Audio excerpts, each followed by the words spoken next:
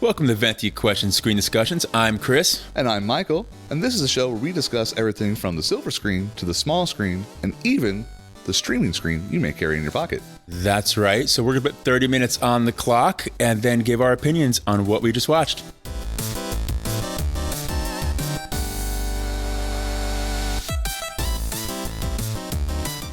So Michael, what did we just watch? We actually just got done watching Wakanda Forever. Yes, we did. And we definitely both have thoughts. We have thoughts.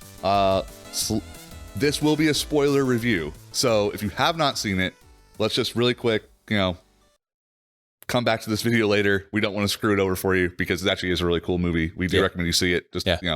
But we're going to spoil stuff intentionally and unintentionally. So yeah, it's going to happen. So I got 30 minutes. You ready to go? Put 30 minutes on. Cool. Here it is. All right, let's talk about the elephant in the room. Okay. How they handled Chadwick Boseman passing. Ooh. I thought they did a really good job. It was very good. Emotional. Yeah. I knew I was gonna cry whenever that became the focus point. Yeah.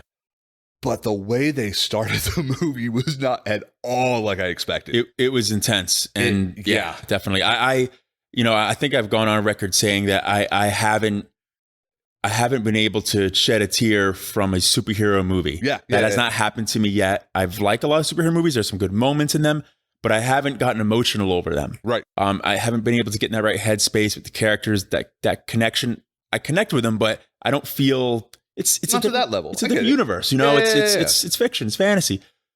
But I cried like 4 times. I'll be at least 3. I'm talking just trickles, just some trickles. I'm not trying to be funny. I honestly don't know how many times I cried. I know when they did the fanfare in the beginning where they do the Marvel stuff, that was awesome. The fact that it was so quiet, because they usually have the music going. Yeah. No music. Yeah. So we heard one guy go right. That was it. Right. Nobody else even breathing. What Michael's talking about. So the movie opens up, and once again, there's spoilers here, but the movie opens up and they're frantically rushing to try to save his life. His heart rate is kind of doing something. He's flatlining basically, right? They never specifically say what it is, what ailment he's suffering from, which I think was pretty tasteful. But yeah, it starts with him immediately. You're on Shiri. She's trying to figure out some sort of cure. It seems to be based upon the trying to make a synthetic heart-shaped herb to give to him, and she can't figure it out, and she's freaking out, and then just doesn't make it. Right. You never see him. You see the queen walk in, and just the look on her face, and and then so she knows immediately. She asks her AI, what's his heart rate? And then AI doesn't say a thing. Doesn't even answer. Yeah. And then it hits you hard. Yeah. And in that moment. So, and that happens before the opening credits, right? That is opening. Yeah. So then the opening credits, what I was talking about before, happens. And then the positive thing is that first trailer, half of it you see right there in the first 5 minutes. Sure. So it's they're not giving away anything. Unlike most of the movies, I will say that the trailers, at least for me, the trailers I saw, I don't feel like any part of the movie was spoiled for me. Nothing really too much of the plot. None of the plot. Yeah. I mean, there was a couple of scenes that was pretty cool. Oh, that person shows up at this time. Yes. With this thing in the background. Then you're like, oh, okay. Yeah, that's it. The whole fact of him blocking M'Baku's attack.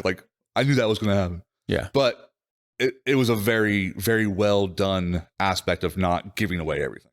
Sure. And then the other aspects is, the end of the movie, it goes through the memories of Shiri's character. Yeah. And once again, skip to the end, huh? Oh, no, I'm talking about just all those parts okay. with the memorial aspect.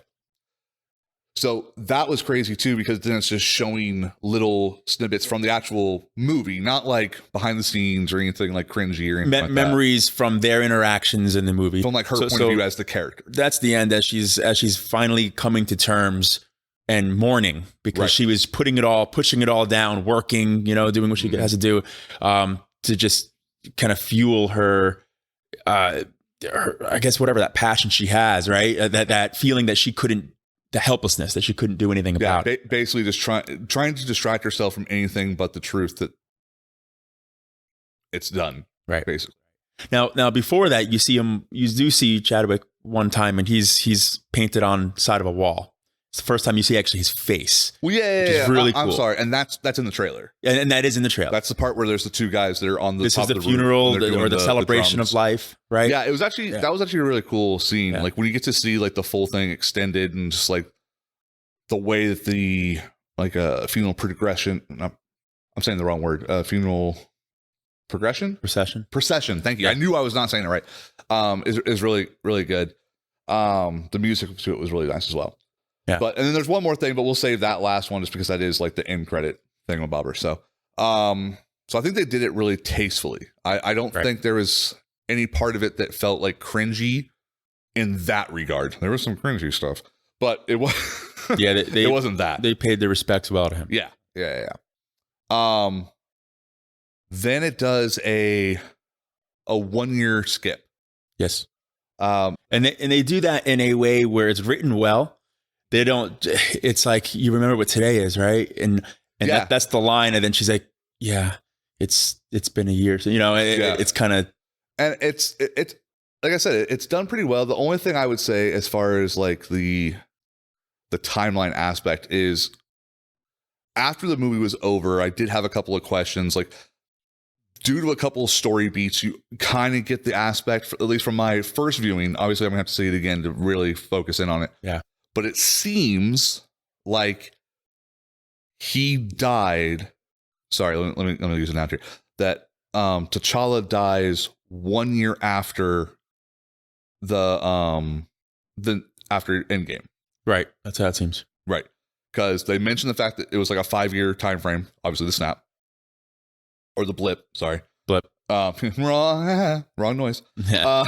And then he comes back, obviously in Endgame.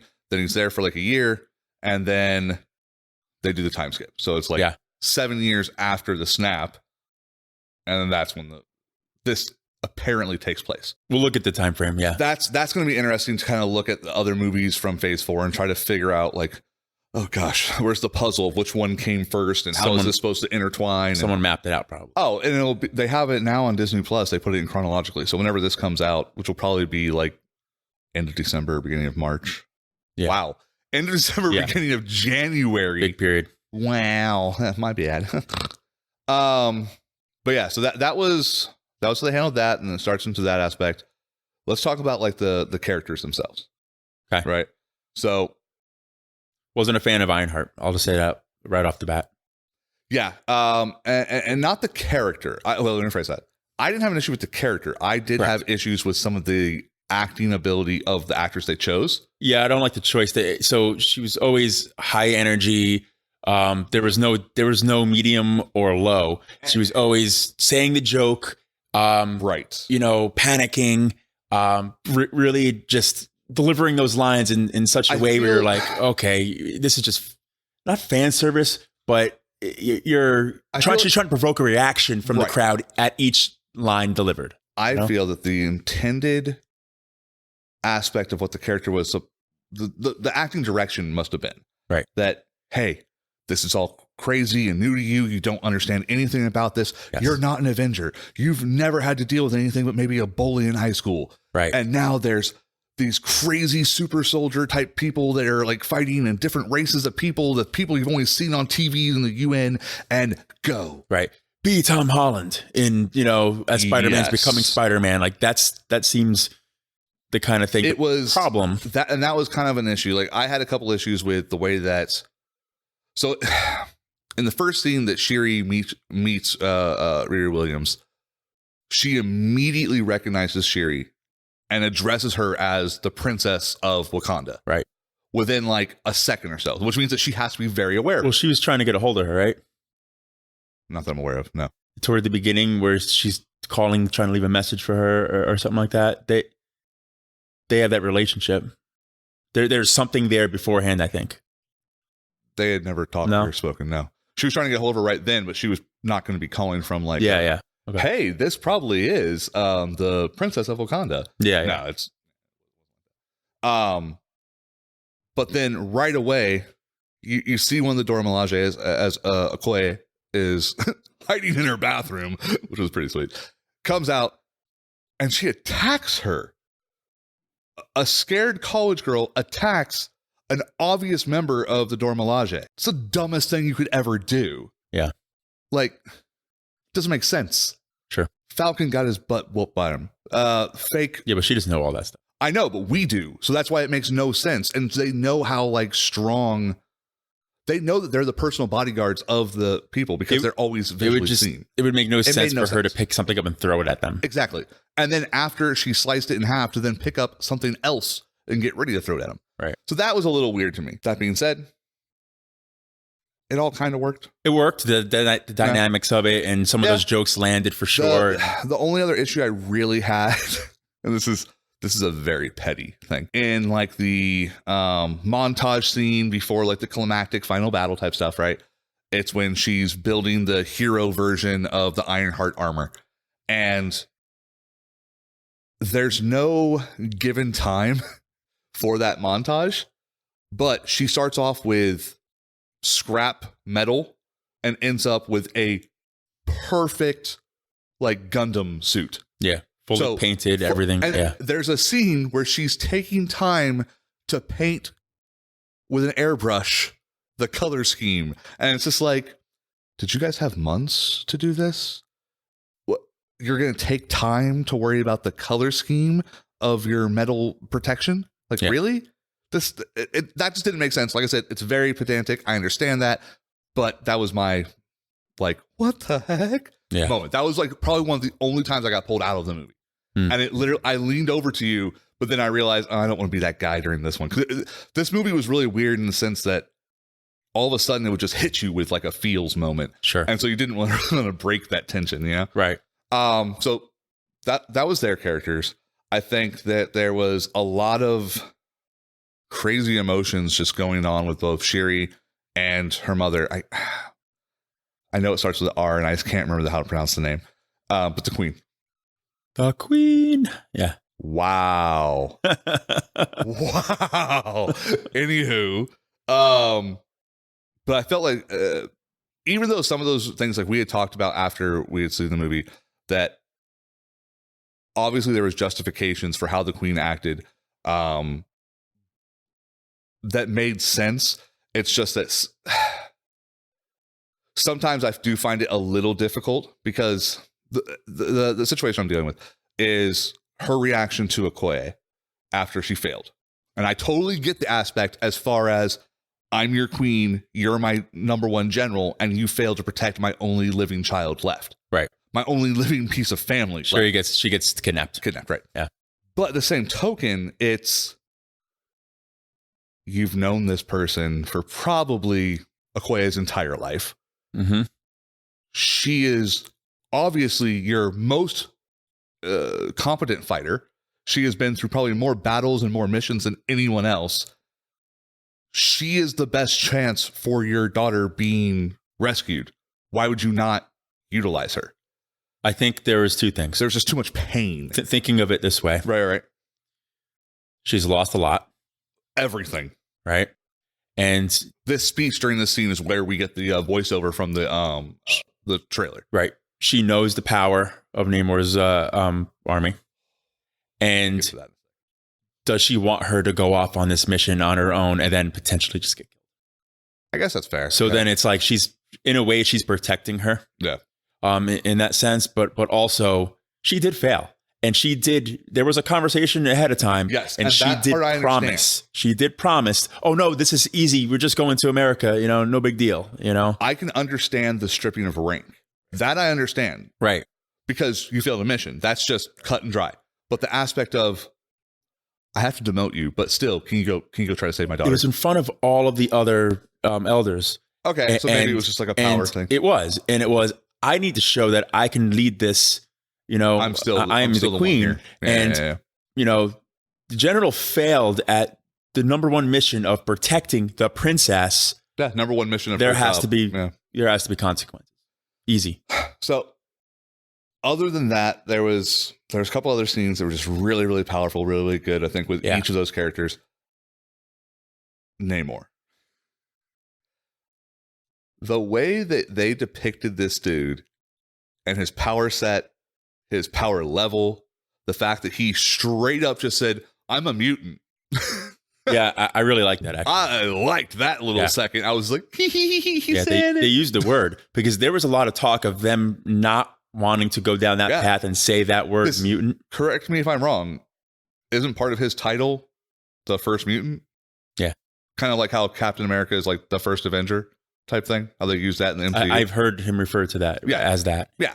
So it was pretty cool how they did it. Yeah. I liked the backstory, like how it happened and everything like that. It didn't feel contrived. It didn't feel Black Adam-ish. Yeah. Sorry. Not only that, but also I still have a slight issue that he is not Namor, the King of Atlantis. I understand it, and I think they did a great job. They made me like this version more than I did before I saw the movie, but I'm always going to still want him to have been the King of Atlantis. You know what I mean? But I love the direction they went. I liked the casting they went from it. I mean, they could have. It's just that then it would have been confusing for your randos. Yeah. How come Jason Momoa is the King of Atlantis, but then also so's this guy? What they could have done just to satisfy it, but then they probably had something like, and then they cut it. Some people call it Atlantis. Or they could have been like, or someone's like, what, do you live in Atlantis? And it's like, no, this isn't a comic book, kind of referencing or making fun of Aquaman's Atlantis, right? That would have been funny, too. That would have been a good move. That would have been a good little Yeah, that would have been cool. But overall, not only did the character work for me, the actor worked for me, dude. I thought his acting was so good. Yeah, his acting was great. Oh, yeah. I thought he was really awesome for the role. I'm just going to stand by what I said. I'm used to, and this isn't listen, don't take this the wrong way, please. This isn't a body shaming thing. No. That character, because he's a swimmer, he's typically depicted as an Olympic level swimming like champion. I'm thinking like he's like a Michael Phelps. I'm going to say it. I'm thinking Zac Efron in Baywatch, shredded, stacked like that. That's what I was thinking for this character. Skinnier. I think that was good.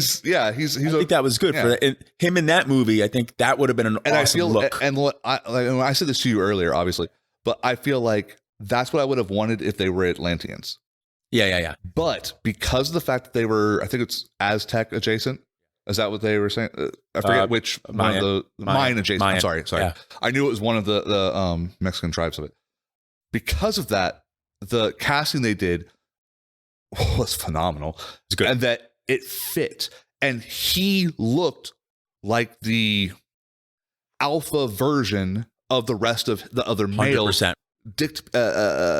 Not dictated, wrong word. Depicted in his Agreed. So that was a good, like, okay, they went a different route, but it makes sense. There wasn't any male who is in better body type shape than he was for that role. They all had the same bulky, I would say like more like a Samoan almost, but like a little bit smaller style, like your Polynesian style aspect of it, which 100%. Once again was 100% on brand for the storyline they were telling. Yep, agreed. I cannot believe how much the ankle wings worked for me.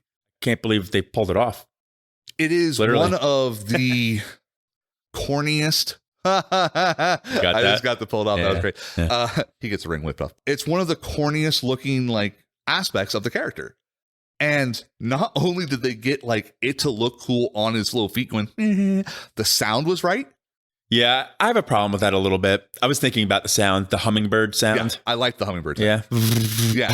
But at the end of the day, the agility that they used him, it was all CG.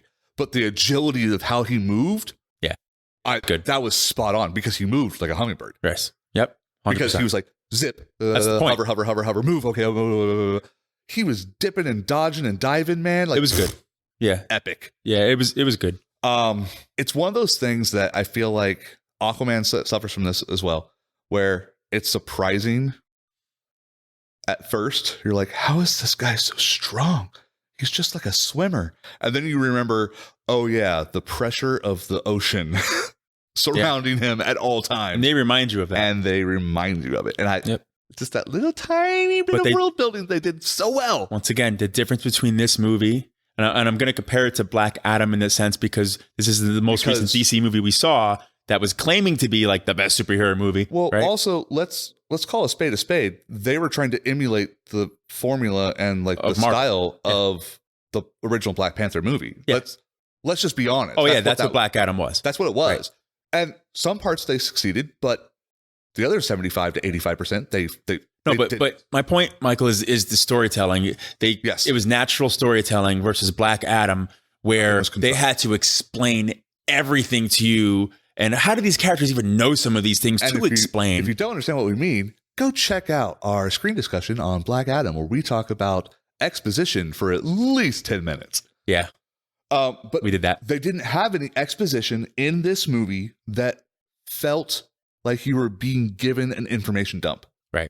And there was a couple of those conversations, but it was just so natural, the way the phrasing of it. And maybe instead of completely telling somebody something, it was alluded to in like a look. Right. And that to me is a so look better. Or just the way they phrased it, like, we've had this conversation, you know that blah, blah, blah, blah, blah, as opposed to the lecture of la, la, la, la, la, you know. Like, or one of the other things they utilized was they would start to tell you a little bit in this conversation, and then 20 minutes later, they'd give you part 2. A little bit more, yeah. And then over here, they're giving you part 4, and then finally you get part 3, and then you're like, now I get it. And it's not being forced down on you. And that's I think the biggest difference.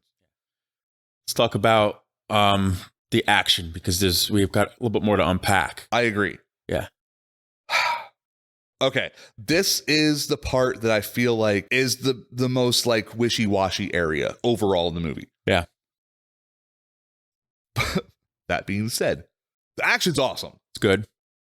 But the best action is the large group stuff, in my opinion. And when any particular superior force is taking out random people that are meant to look like they suck.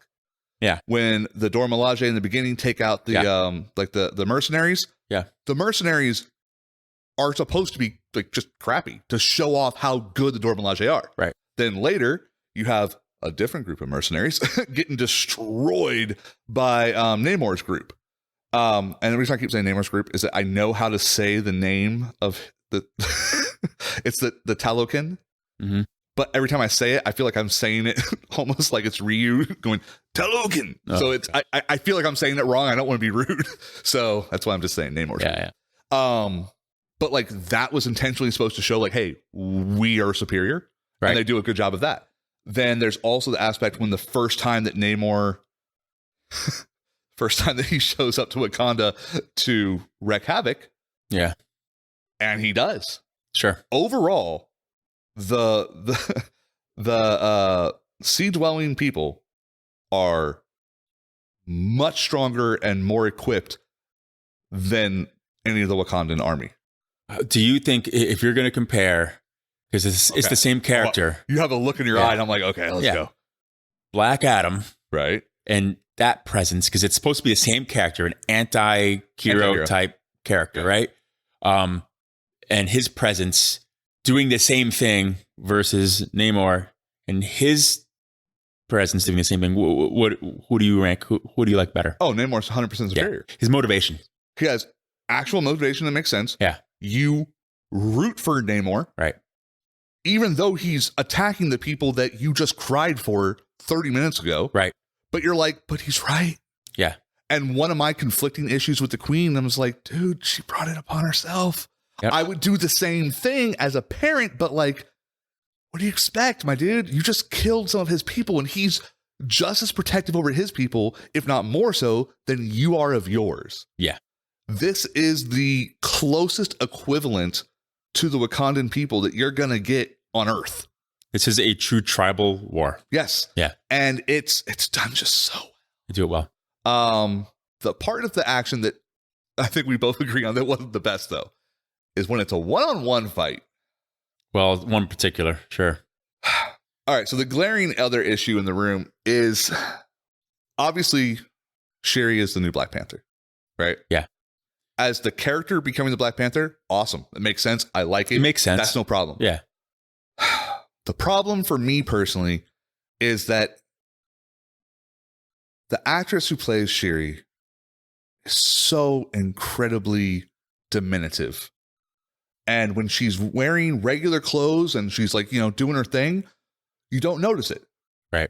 But when you're wearing a skin tight black CGI suit and you look like someone could put their whole hand around the waist. Yes, she's super strong, but it's just Namor's so much stronger. She has less of a physical presence than Gal Gadot in Wonder Woman. Right? Oh, absolutely. And that's another woman that which the actress is a very would have liked to see a little more athletic build for that. Every other actress in this movie was phenomenal and like in great shape. And just awesome. Because also, let's just make sure we're on the same page here. Yeah. As two guys sitting here talking about this, we have no issue with the fact that the Black Panther is a female. We love that. We have no problem that it's an issue that it's Shuri. We also love that. I wanted all that to happen, actually. That's what I wanted. Yeah. I feel like she didn't have the same imposing aura.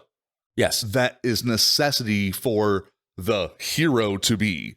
And even if she didn't even have to be, as long as they did a better job with her choreography and making her more athletic. That was the thing. And maybe flipping around more and doing more cat-like movements. That would have shown more agility. That would have been great. I would have been cool with it. Or speed. She did have some. Okay, I will say this. It was a little. The stuff that she's doing when she's on the side of the ship, that was pretty cool. That was cool. And that was stuff we never saw Chadwick's version do. We're talking one-on-one with her. But one-on-one, it was crap. The other problem I have with that is you had another movie with her in it, right? Right. And you saw the way she fought in that other movie. And it was more projectile, distance fighting. She did do it a little bit here. Right. And then it malfunctioned and she got beat up with it a little bit. Now, I'm not saying we need to say here train in this. No, I don't think we need to do that. But can you at least reference the fact that, you're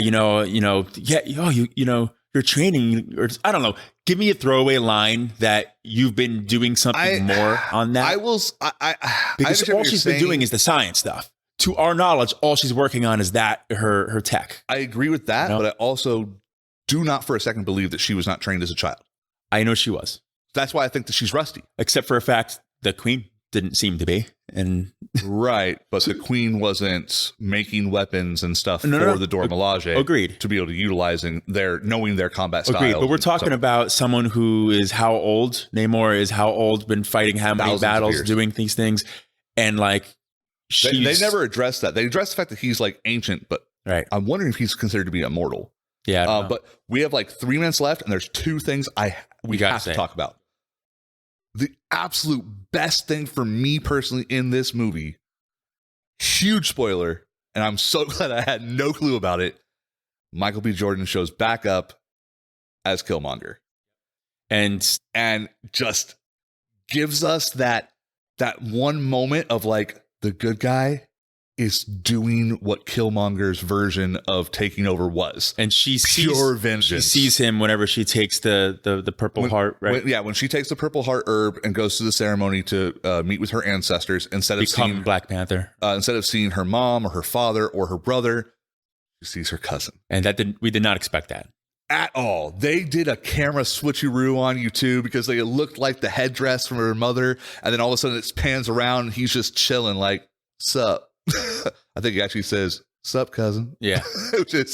He's totally in original character. So good. Yeah. And then the other thing, because we're running low on time here, we got to talk about the end credit thing. That's where I really lost it. Me. Oh, it was so good. So what ends up happening is you see Shuri going back to Haiti. And we find out that T'Challa had a son. And she's going there to do the ceremony to bring closure to her brother's death, because she was fighting that before with her mother.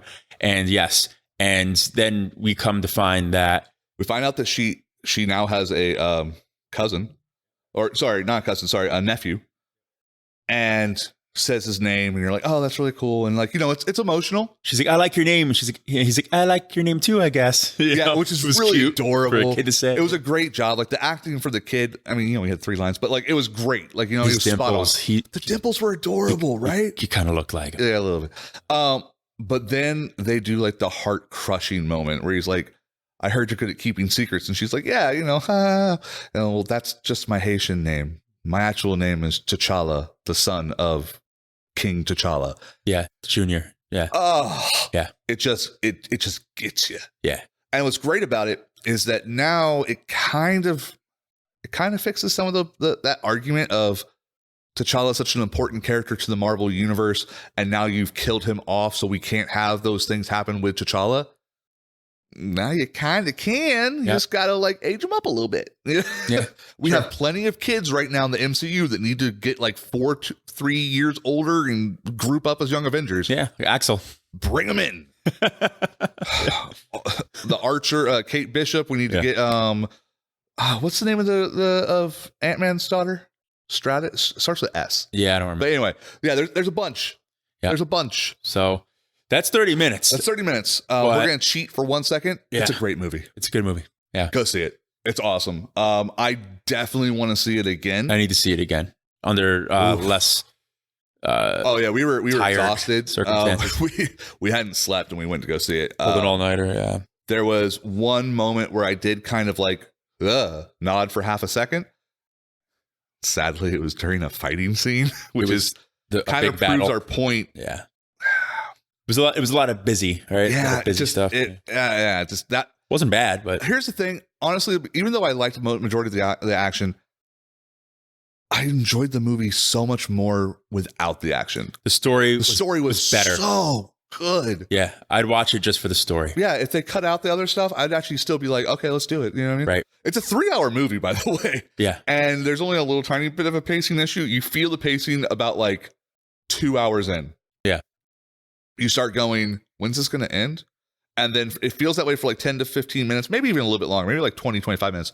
And then all of a sudden you get back into the actual storyline of it because it pulls you back in really hard. Yeah. And then it gets you to the real climax. Yeah. So, you know, the only thing I would say, regrettably, so you don't get a lot of relationship building within Namor and his people until like maybe like one scene, you know, or so at the end, like where he's talking to Namora and whatnot. And like you get a little there, but like you don't get really those relationships. I agree, but it's such a tease. It is. It's saying, wait until the next Groot movie. They'll need us. Back. We'll be back. They'll need us. Because you actually had to leave the theater before like the very, very last part of the credits.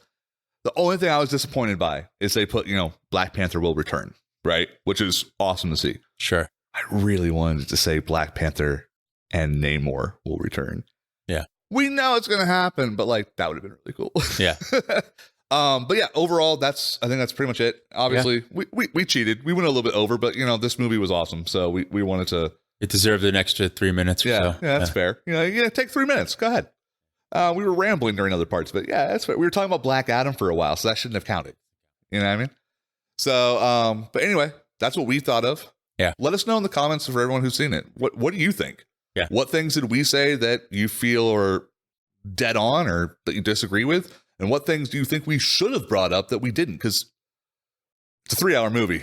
Well, we left out a lot. 3-hour movie, but it's a 30-minute screen discussion. Exactly. We didn't get it all. It's not a comprehensive review. It's just our thoughts, our discussion. You know? It's definitely a good opportunity for some conversation. So drop stuff down in the comments. Let us know what you think about it. If you're enjoying the screen discussions or any of these types of things for us, go ahead and hit that subscribe button as well. Give us a like. Let the algorithms know that people should come check us out. You know, that'd be great. We do things. Yeah, we stuff, you know, here and there, you know. Also, you can find us on our podcast at Vinty Question Podcast. Pretty much anywhere you can get into any kind of podcast, we're on all those things. Check us out on all of our socials as well, which will be on the About page. And go see Black Panther Wakanda Forever. Just stop listening to us. Just go watch it. Yeah, go watch it. It's awesome. It's worth sitting next to people you don't know. Do it now because there's a lot of scenes that you're going to really be disappointed if you don't have a really live audience. Bring some tissues and anticipate the person next to you crying and sniffling. Just man up. As it happens. Deal with it. Bring some tissues for the person next to you. Be kind. Make a friend. Be kind. All right. But yeah. I'm gonna go find some vibranium. Gotta go. I don't want to get shot. I'm not doing none of that. All right. Y'all have a good one. Later. See you. Bye.